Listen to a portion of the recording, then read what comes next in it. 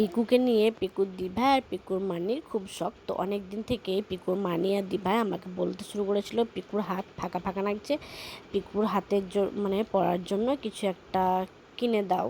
কিন্তু যাই হোক, আমি সেটাকে মাথায় ঢোকাইনি বা আমি মানে নিয়ে আসিনি মাথার মধ্যে।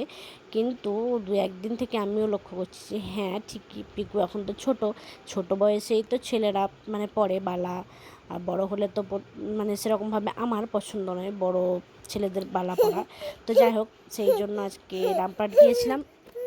সেখান থেকে আমি দেখো দুটো মানে বালা পিকুর জন্য নিয়ে এসেছি, সিলভার বালা, দুটো রুপোর বালা। আর নিয়ে এসেছি এটা সলিড, মানে যাতে পিকু রেগুলার ইউজ করতে পারে এবং অনেক দিন টেকসই হয়, সেই জন্য।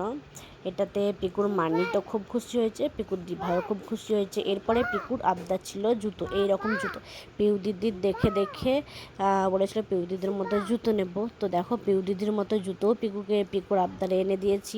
আসলে ওর শখ পূরণ করতে পারলে ওর খুশিতে আমি খুব খুশি হই, আমরা খুশি হই।